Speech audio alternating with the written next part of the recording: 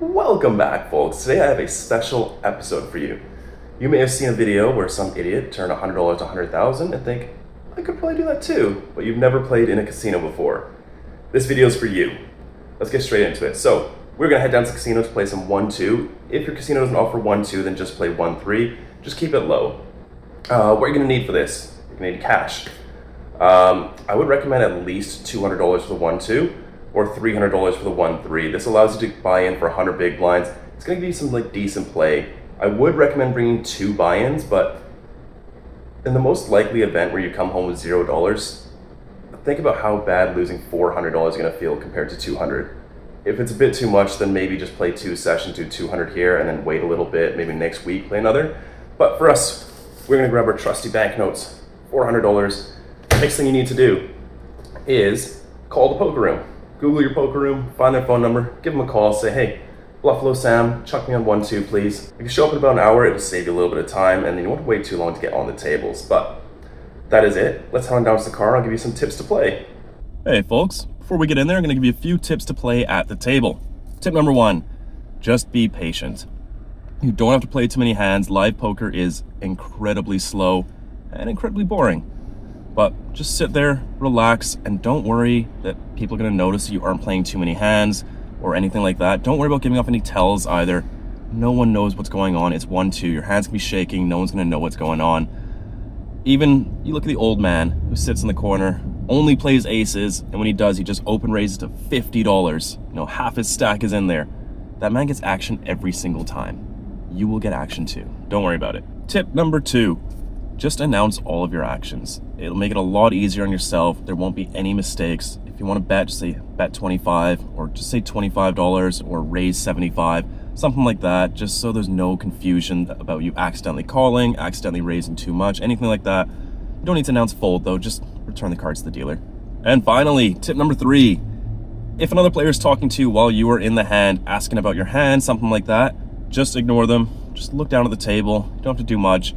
Especially with some guy who knows you're a new player and asks, hey, if I fold, will you show? Just don't say anything. You'll be fine. All right, you've got your 200 in chips, you've got your seat, you're ready to play. Let's go over some hand histories. I'm going to mostly keep these to basic tips, but I'm also going to introduce some more intermediate/advanced concepts that you can work on. These are all things I've added to my game over the last 9 months or so, and they took me from a losing 2-5 player to being able to have the opportunity to play as big as 25-50. So let's get into it. So this first hand, we look down at King 7 suited. It's quite a nice hand, but we are in early position here, as well as there is a button straddle. So this is just an automatic fold. Maybe you can open this if you're in the cutoff or the button, but all in all, you'd be fine just folding this hand every single time. It is live low stakes, so you gotta be quite tight. The rake is high. This is our first interesting hand. We have a hijack raise to 6. When it's about 3x or so, you can definitely start calling. When they start going like crazy big, like $15 to $20, you're mostly going to want to just re-raise or fold and play very, very, very tight. But against 3x, you can start calling. Hands that make good calls here are suited aces and then smaller pocket pairs, as well as some suited Broadway cards. So ace 8 is going to make it in there. We're in position. We toss in the call. Small blind and big blind also call. Hence the flop 4 ways. It is 7-5 for all spades. Everyone now checks it over to me, and we are not going to fight over this pot. This one is just, we have an okay gut shot. Like 3 outs and 2 overs, but we don't have to fight over every pot, so we're just going to check this one over.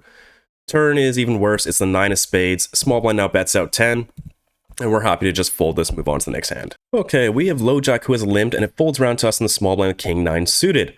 Definitely a strong hand, and I do not ever advocate over limping, so we're going to go for the raise here. I make it $10 just because I don't want the dealer to make any change. Big blind now calls, and now the limper folds, so pretty interesting situation, and we get a pretty good flop. It comes down King 4 deuce, 2 spades, 1 heart. Seeing as this is the worst king that we will ever have here, because I'm not raising King 8 suited, we're going to go ahead and check this one over. You want to have some top pairs in your check back range, and checking's pretty strong at low stakes with strongish, medium strong hands. So check it over, and we face a very large bet of $20 from the big blind. Already not loving this. This is a big bet. But we're going to call, and we're probably going to fold the turn if he bets big again. So, tossing the call, the turn is the 8 of clubs. I check it over. If he bets like 45 or more, I'm probably just going to let it go and be okay if he is value betting a worse king. but they're just not bluffing enough. So I check it. Big blind does check behind. River is the 4 of clubs. We probably got to go for value now. Since he didn't bet the turn, it's very rare that he's ever going to have a hand stronger than ours. He's probably going to have some 4s sometimes that just bomb the flop. But I think we're going to go for it here. I fire out a small bet of $20. We don't have to go too big. It doesn't seem like he has much. And my opponent does fold. We pick up ace-10 offsuit, raise it on up. Now, I make it $5 here. I do advocate for a very small sizing pre-flop. One, people are mostly going to call with, the same amount of hands that they would if this was 5 or 10. Maybe someone will fold 5-3 offsuit on the button, but who cares if they're in there with that? 2, if there are more people in the pot, it's maybe 1 or 2 more people. And you do want more people in there when you do make a strong hand. If they do hit some monster, they will let you know. It's live low stakes. They'll raise you and they'll let you know they got a strong hand, so you don't have to be too worried about getting coolered. This also saves you money when you do inevitably whiff the flop and you're going 5 ways. You can't really bluff at it.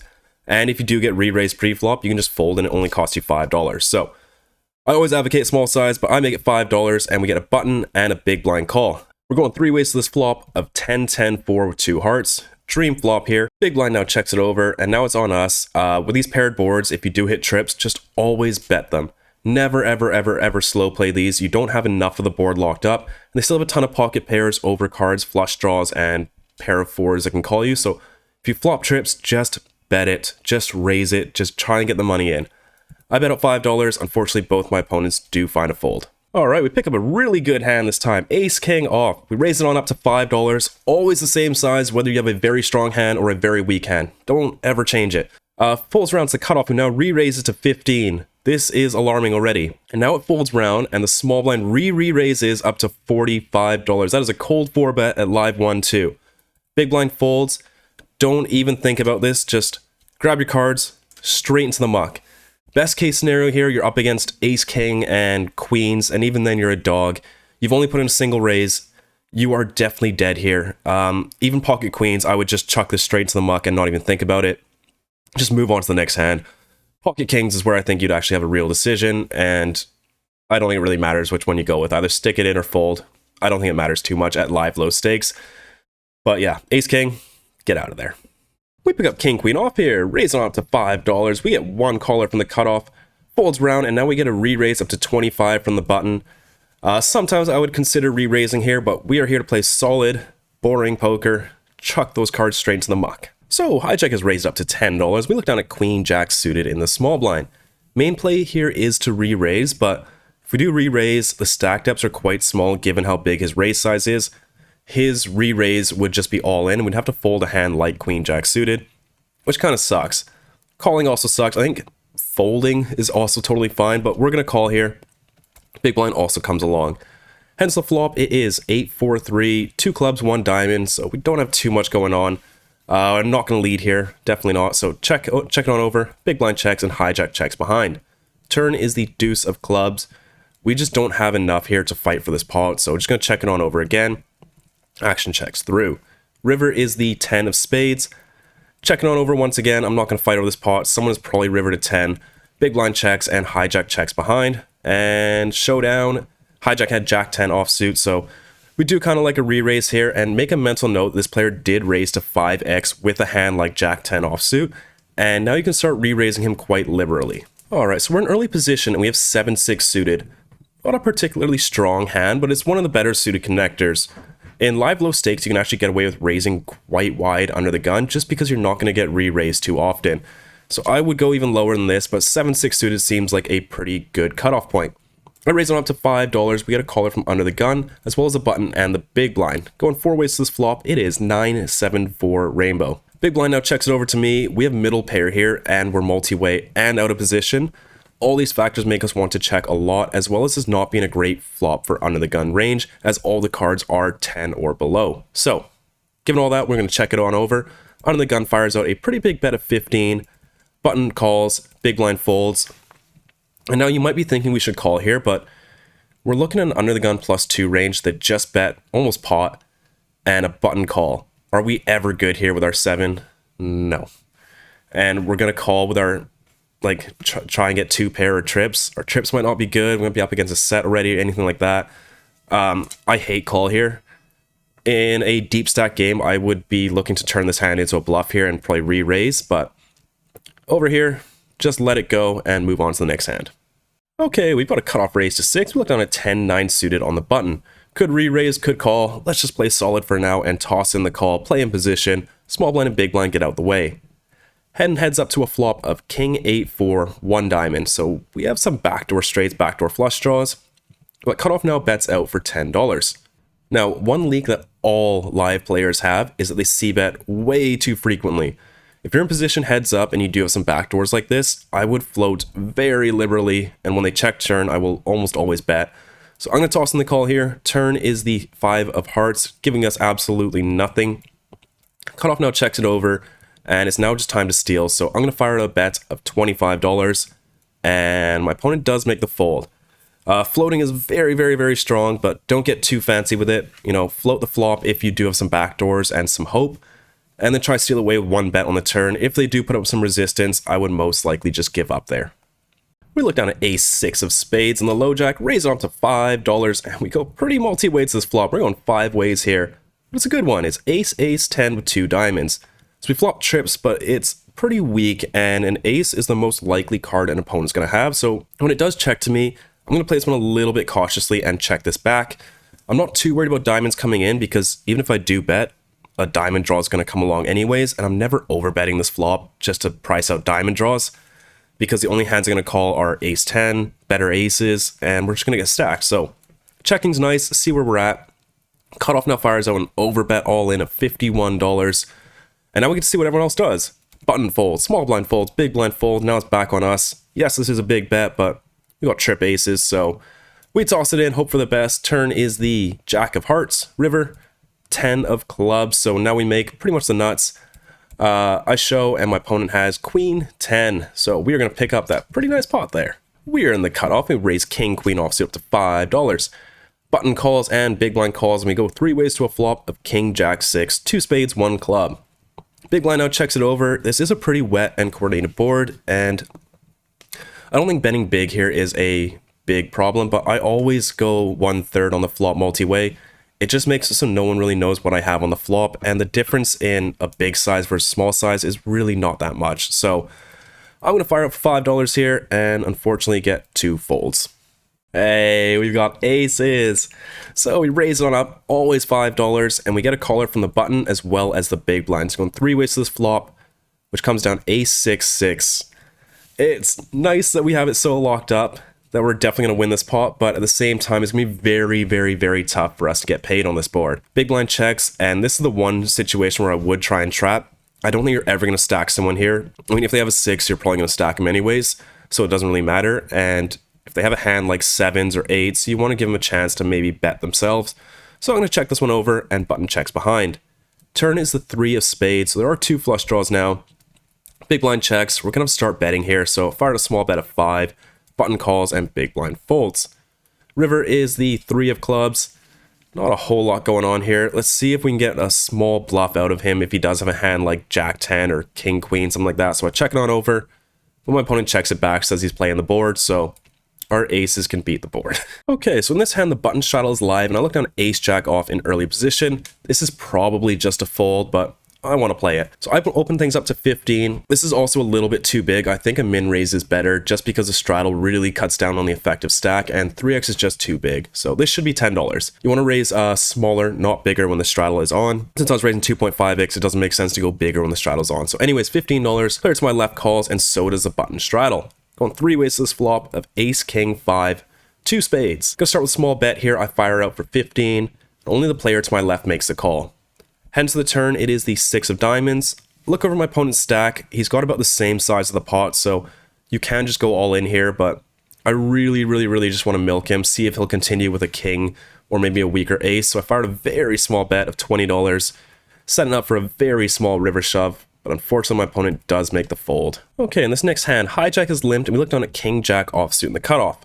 Little bit on the edge of whether you want to raise or fold this, but I'm here to play some hands. I raise it up to $10. You want to make it a little bit larger than your raise size because you are trying to isolate this player. Folds back around, and only my opponent makes the call. We go to a really nice flop of king jack 5, two diamonds. We've got top two here. Opponent checks it over. It's a little bit of a coordinated board and we are heads up. So I do size up a little bit here to around half pot and I bet $10. My opponent makes a call and we go to the turn, which is the 6 of hearts, introducing another flush draw. My opponent checks it on over. And now when you do have a hand that wants to go for value here and you're quite deep, like I can't get the stacks in if I just went pot. So I do want to fire out an overbet here because the 6 is pretty much a blank. It only really improves 5-6 suited, and there are 2 flush draws, so tons of hands we can get value from, and we're in position. So I'm gonna go for a very large bet size here and a fire out an overbet of $70. This is used pretty much when the turn is a blank and you have the strongest range. So I fire for 70, and hijack, after quite a bit of thinking, unfortunately does find the fold. We have an under the gun limp, and we look down at King 9 suited in the small blind. Raise it on up to $10, big blind folds, and the limper makes a call. Going heads up to a flop of Queen, 4, 2 clubs. Pretty nice, we got the flush draw, the overcard, and it's gonna be a better board for us than him. Gonna start with a very small bet here. I usually go around quarter pot on these boards that are just so good for us, especially out of position. $5 into the middle. And now my opponent raises up to 15. Pretty small raise. The standard play here would probably just be call. But if you do play live quite a bit, you just kind of get this intuition that this is complete dog shit and we can just win the hand right here. So I'm going to 3-bet this, raise on up to $40. Doesn't have to be big. I just don't think he has it. He's just raising to find out where he's at, and I'm going to let him know where he's at. So raise on up to $40 and my opponent does indeed find the fold. Picking up the King, Queen off in early position, raise on up to $5 and we go 5 ways to this flop. And it comes down 10, 8, 6, 2 diamonds, 1 spade. When it checks me, we are just done with this hand. This board is going to interact with everyone. And we've only got 2 overs and nothing else. So checking on over and action checks through. Turn is the 8 of spades. We are even more done with this hand now. So when small blind bets 10, we are happy to just return our cards to the dealer. So in this hand, we have 5 limps. We look down at Jack 10 off in the big blind. Could definitely re-raise here and try to take this down pre-flop, but we can also just check and play some flops. So I check it on over. Flop is King, Queen, 10 rainbow. We have an open ender, bottom pair, small blind checks. Definitely don't lead here. We just have an open ender with bottom pair. So we got showdown value. We're only going to get called by better and we're going to fold out worse. So checking on over and action checks all the way through. Turn's nice though. It's a 9 of hearts. We do the second nut straight. Small blind now bets out for pretty much pot, and you're not really going to want to raise here. You're only going to get called by another straight, maybe a set, but probably not, as no one raised. And also ace jack. People can still have ace jack. So just going to call, and if he does want to bluff, maybe he'll still fire out some bluffs, and action folds all the way through. River is the 8 of diamonds. My opponent now checks it over. We've probably got the best hand here, and I would like to get some more value. If we do get raised, it's going to be gross, but I would just say fold. But I bet out for $15 and my opponent thinks and then just lets it go. In this next hand, we have a low jack raise to $12. That is 6x. That is huge. Now hijack is called and we look down at 7-6 of hearts on the button. Given that there's 2 players in, we definitely want to be putting in the squeeze here. We're not going to call a 6x open. That's just insane. So we're going to raise it on up, and suited connectors make some very good hands to do this with. I think the only hands I would call here on the button at live low stakes would be smaller pocket pairs, as those ones do have a bit more it's a bit easier to hit with them, and you can just fold flops that you don't flop a set. So I raised it on up to $50, folds round. The original raiser actually folds pocket 8s, which just shows that these large open sizes are just really brutal. To have to fold pocket 8s to a hand that's 7 high is just silly. If he raises up to $5, I squeeze to like 30, he can definitely still make the call there. But hijack does stick around, so we're going heads up to this flop of 10-10-5 rainbow. He checks it on over, and on these very dry flops where no one connects, you're gonna want to bet here, and don't make it big. 1/3 is totally fine here, $35, and we do take this one down. Our very last hand of the session, we look down at Queen Jack suited under the gun, raise on to $5. Hijack and big blind make the call, so we're going 3 ways to this flop of Queen 7-4, 2 diamonds, 1 heart. Big blind checks it on over and always fired a small bet here. Queen Jack is, could check, could bet, but this time I do decide to bet. $5 in the middle, and unfortunately both my opponents do fold. Alright fellas, that is the session. We were in for $200, out for $401 for a profit of $201 over the 4 hours. We played about 20 hands, so it's about 20% VPIP out of 100 hands. And yeah, that's it. It's just real easy, real simple. Just fold to aggression. If you flop top pair and they raise you, just fold. It's really, really easy. Just be patient. And that is it for me, guys. I will see you all in the next video.